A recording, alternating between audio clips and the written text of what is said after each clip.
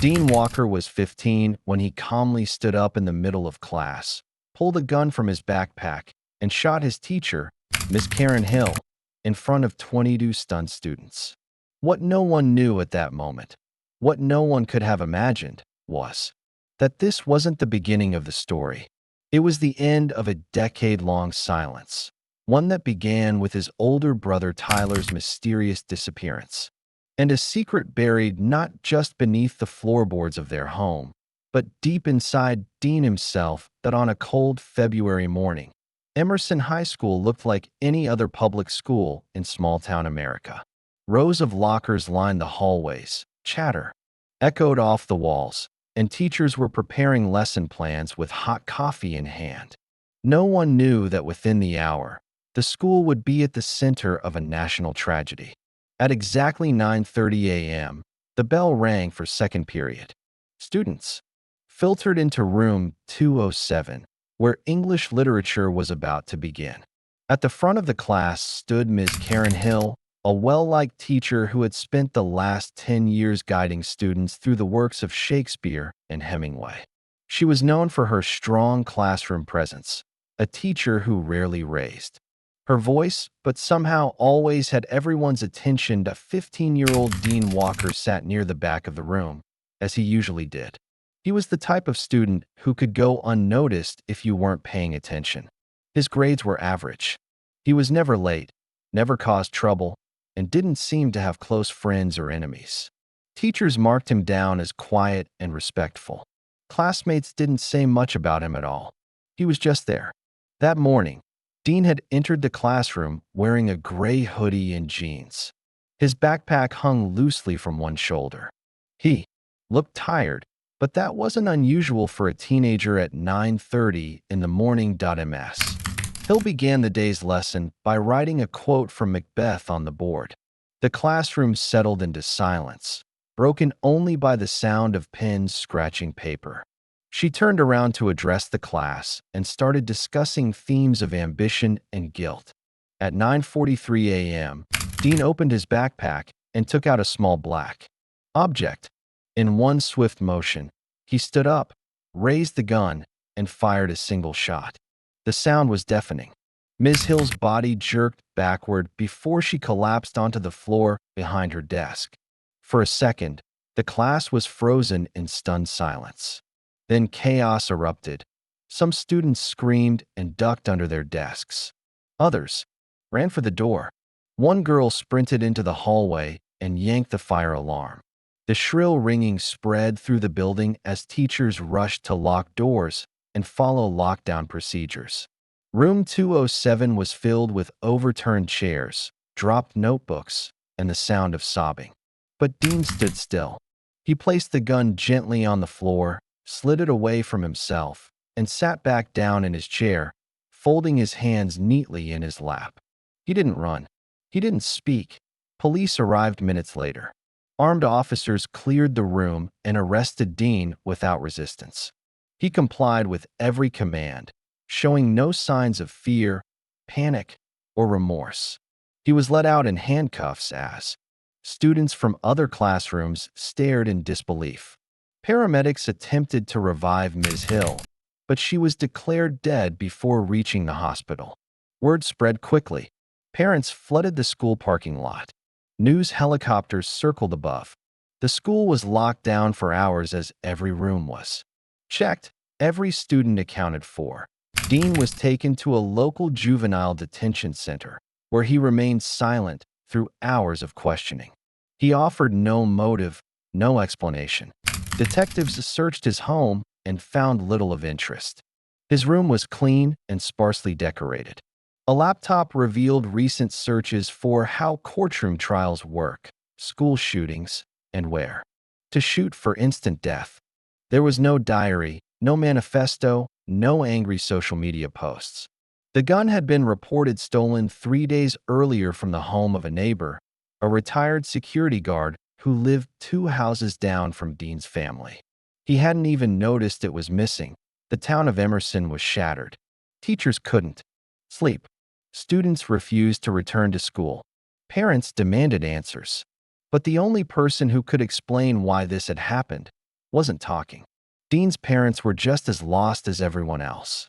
His father, a truck driver who often worked overnight routes, was visibly shaken in his only statement to the press. His mother, a nurse, was inconsolable.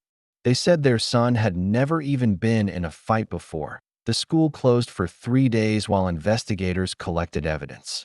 A makeshift memorial formed outside room 207, with flowers, candles, and handwritten notes placed beside Ms. Hill's photo. Grief counselors were brought in to help students process the trauma.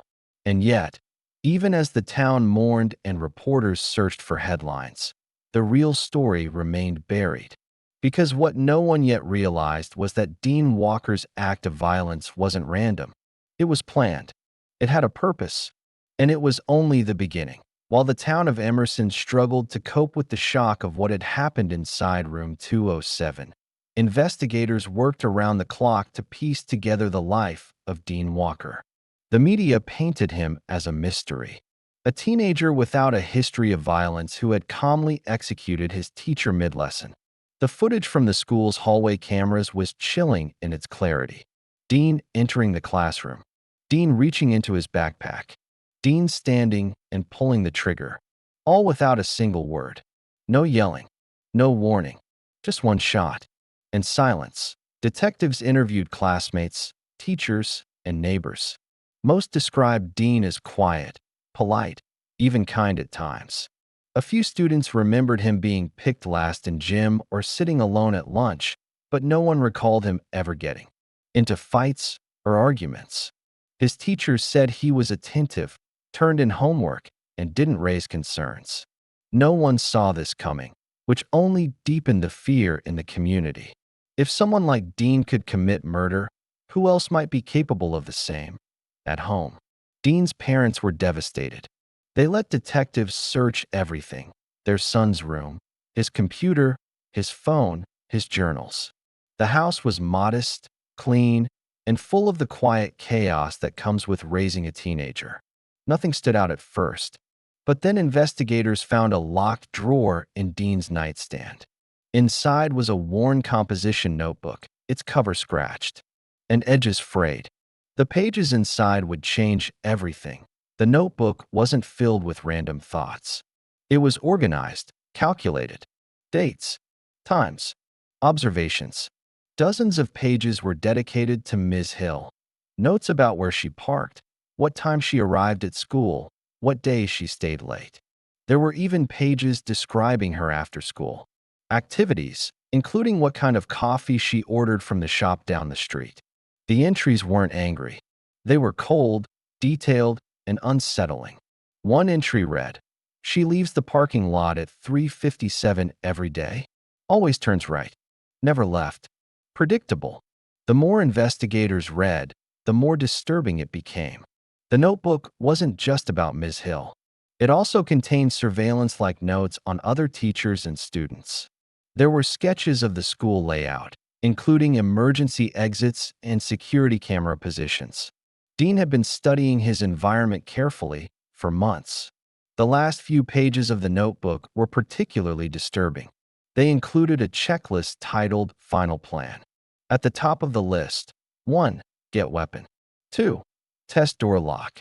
3. Choose target. 4. Clean bag. 5. Stay calm.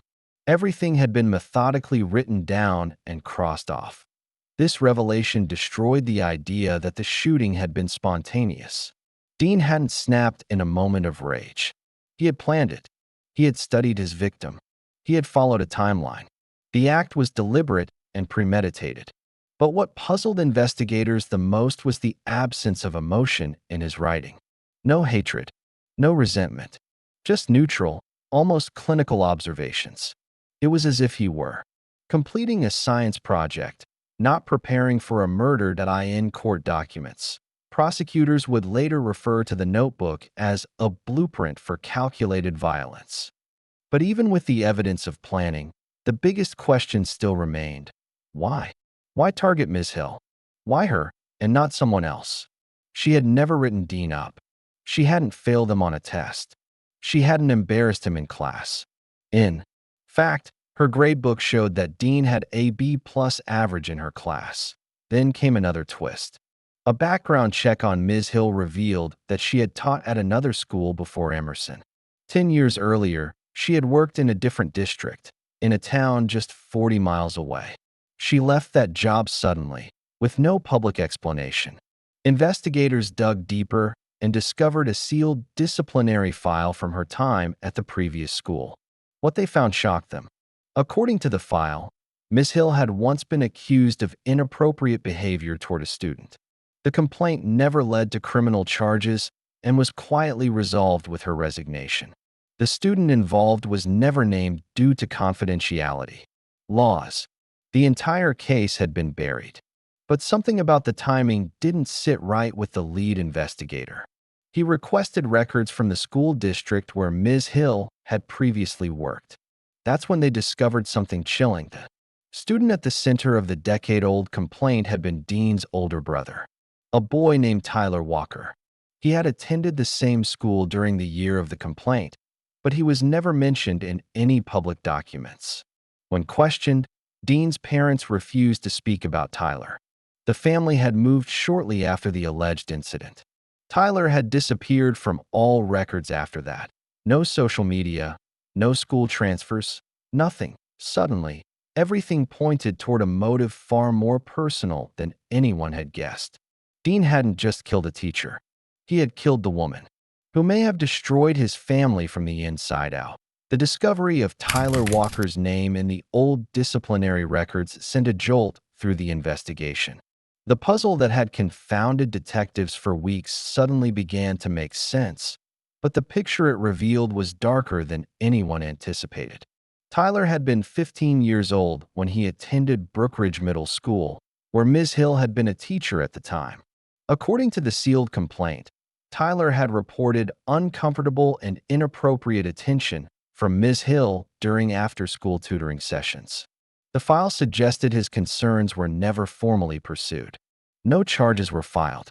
The school district quietly asked Ms. Hill to resign, and the incident disappeared without a trace. Until now, the timeline matched too well to ignore. Shortly after the incident, the Walker family relocated to Emerson. Tyler never enrolled in another school. In fact, there was no record of him attending school anywhere after the transfer. And while public databases listed Dean as the only child, in the home, neighbors remembered another boy, one who had lived there briefly and then vanished. When questioned again, Dean's parents remained silent, refusing to talk about their eldest son. But they didn't need to speak. The silence confirmed everything. Detectives obtained a court order to access old mental health records. A trail emerged, scattered across counties and therapists' offices. Tyler had seen multiple psychologists in the months after the Brookridge incident. Notes from sessions suggested deep emotional trauma. He had withdrawn from school, refused to eat, barely spoke. The final note from one counselor read, "Severe signs of psychological distress. Family considering inpatient care." Then the record stopped. No closure, no updates, just an abrupt end. The deeper the investigators went, the more they realized the shooting in room 207 hadn't been about Dean at all. It had been about Tyler, about justice or revenge for something that had happened long ago, something that had been swept under the rug. Dean had been just a child when it happened, probably too young to fully grasp what his brother had endured. But he had grown up under the shadow of that silenced "I" in the absence of answers. Dean had built his own. Over time, the notebooks revealed, he had become obsessed with Ms. Hill, not just as a figure of blame, but as a symbol. His journal entries weren't just notes about her habits. They were carefully constructed studies in vulnerability. He was learning how to strike without warning, to catch her in a moment she would never expect. It became clear that Dean had waited until the perfect moment, when she would least suspect it, in the middle of a lesson, in the classroom where she felt most in control. It wasn't just about killing her.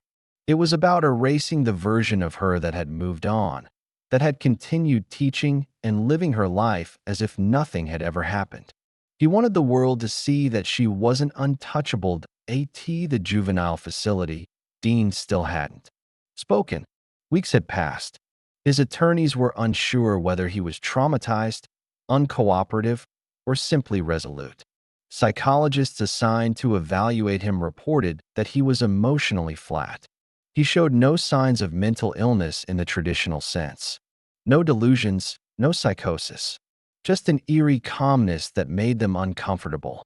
One described him as a boy with the mind of a chess player and the heart rate of a monk. The prosecution knew the case was already complicated. Legally, it was airtight: video footage, the weapon, the confession by silence. But morally, it became murkier with every new discovery. Was Dean a cold-blooded killer? Or a quiet witness to years of buried pain, who finally acted when the system had failed his family? The court of public opinion was split. Some viewed him as a monster who committed an unthinkable act.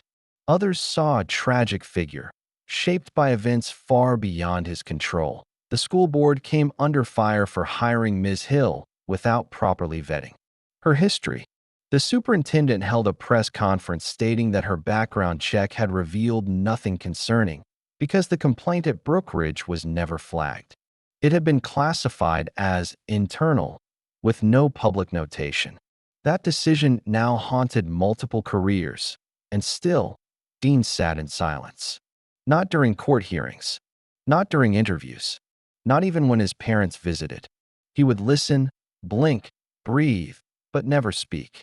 Not a single word. The only voice he had offered was in the pages of his notebook, and those pages spoke volumes. As the trial date approached, there was one final mystery that hadn't been solved. What had actually happened to Tyler Walker? Where had he gone? Why had the family stopped talking about him altogether? Investigators revisited the Walker home with fresh eyes. They weren't looking for evidence of a murder anymore. They were searching for someone who had vanished and who may have never left in the first place. What they would eventually find would turn an already horrifying story into something far more disturbing. With the investigation now focused on the long-lost figure of Tyler Walker, detectives combed through every trace they could find of his existence. Yearbooks, school records, medical files, even social media platforms were searched thoroughly. But it was as if Tyler had been erased. There were no photographs of him after the age of 15. No graduation records. No employment history. No online footprint. He had simply vanished. The official narrative from the Walker family had always been that Tyler had moved to live with extended relatives after a difficult period. But when authorities reached out to those family members, each one gave a different story or claimed they hadn't seen him in years. Uneasy and suspicious, investigators returned to the Walker family home, this time with a forensic team. The house sat on a quiet street lined with maple trees and aging fences. To the outside world, it looked perfectly normal. Inside, it was modest but clean, nothing out of place. But detectives weren't looking for clutter or chaos. They were looking for what wasn't there. A creaky door led to the basement, a dimly lit space filled with storage bins, old furniture, and boxes labeled in Dean's mother's handwriting. Forensics moved carefully, scanning for unusual heat patterns, concealed floorboards, or signs of recent structural changes. What they eventually found was chilling. Behind a wall of paint cans and stacked cardboard boxes was a sealed crawl space, small, hidden, and reinforced from the inside. It had been painted over, the seam nearly invisible. Inside the crawl space, they found bones that an autopsy confirmed what investigators feared.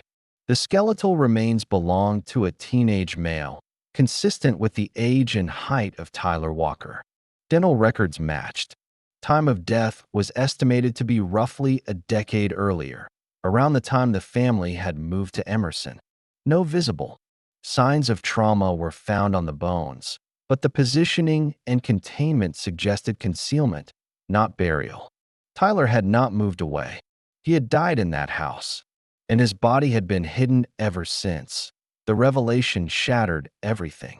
The media erupted. Second victim in teen shooter case found buried in family home, the headlines read. For the second time, the small town of Emerson found itself paralyzed by grief and confusion. Prosecutors now had a murder victim with no clear killer, a second dead child in the same family, and a boy on trial who still refused to speak. Investigators returned to the notebook, looking for clues they might have missed. Between the planning notes and routine observations were cryptic passages that took on new meaning in light of the discovery. One page read, "The silence below never ends. He was never meant to be forgotten. I remember everything." Another page simply listed the date of their move to Emerson, followed by the words, "She caused it. We lived with death after she walked away." Prosecutors believed it was Dean's way of placing blame, not only for the shooting, but for his brother's death. While no evidence directly tied Ms. Hill to Tyler's final moments, the context was undeniable. If Tyler had suffered trauma after her actions and later died under mysterious circumstances, the emotional weight may have crushed Dean over time. And while his parents claimed ignorance, the sealed crawl space suggested a long-standing family secret, one they were desperate to keep hidden. Dean's silence took on a new gravity. It wasn't just defiance or stubbornness. It was insulation, a wall to protect whatever remained of the truth. The psychological evaluation concluded that Dean likely suffered from dissociation, a detachment from emotional reality caused by years of unprocessed grief and guilt. Experts suggested that he may have viewed the shooting not just as vengeance, but as closure, a symbolic end to a decade of buried pain. The courtroom was packed when Dean was brought to his preliminary hearing. Victim support groups showed up in solidarity for Ms. Hill. Others came with signs that read, "Justice for Tyler." The judge reviewed the evidence, including the notebook, forensic reports, and school security footage. Despite the public outrage and media noise, the legal process remained focused. Dean was officially charged with first-degree murder.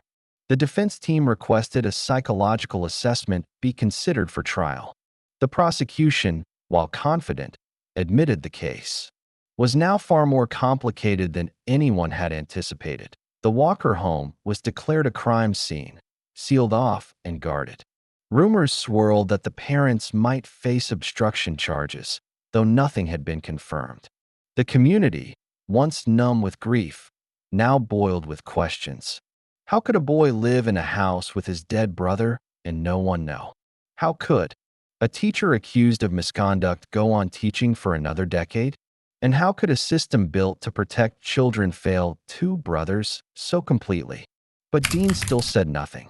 Not in the courtroom, not to his attorneys, not to the press. He simply watched, eyes steady, face expressionless. The boy who had once sat quietly at the back of room 207 had become the center of a national reckoning. Yet the one thing everyone wanted, the truth, remained locked inside him.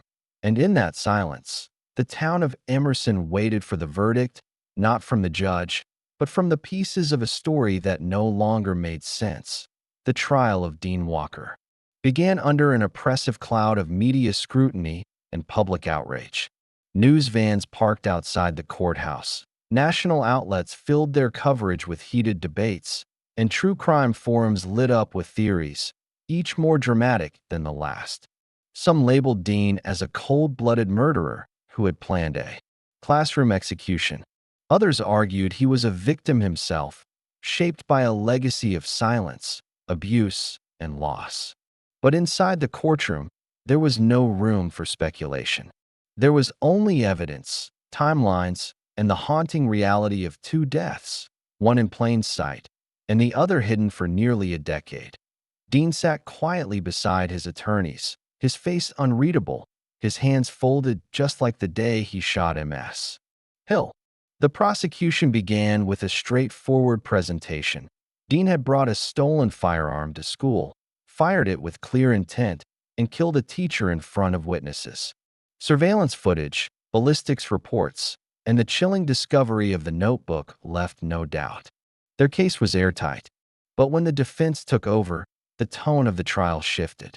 They didn't argue that Dean was innocent. They argued that he had been broken long before he pulled the trigger. The defense built their argument around the tragic trajectory of the Walker family. Tyler's sealed records, the disciplinary complaint involving Ms. Hill, the family's abrupt relocation, and the concealment of his body were all introduced as part of Dean's environment, a house haunted by secrets. Psychologists testified that Dean had likely suffered from a form of chronic trauma, witnessing his parents' denial, his brother's decline, and eventually living above the concealed remains for years. They presented his notebook not just as a blueprint for violence, but as the voice of a boy raised in silence, documenting pain the world refused to acknowledge. Still, the prosecution held firm. They emphasized that Dean had never sought help, never confided in a counselor or adult. He made a choice, they said, a cold, deliberate choice. He had targeted a woman during a lesson, executed her without hesitation, and risked the lives of everyone in the classroom. Trauma could explain his behavior, but it could not excuse it. The courtroom sat in heavy silence as they replayed the footage again, Dean standing, raising the gun, and firing. No outburst, no reaction, just intent. When Dean's parents were called to testify, they brought more confusion than clarity. His mother wept openly, insisting she had no idea about the crawl space. His father avoided direct answers, repeating that their focus had always been on protecting the family. Neither of them mentioned Tyler by name. It was as if even now, even in the face of a murder trial, the habit of avoidance had fused into their way of life. Outside the courtroom, the town of Emerson changed.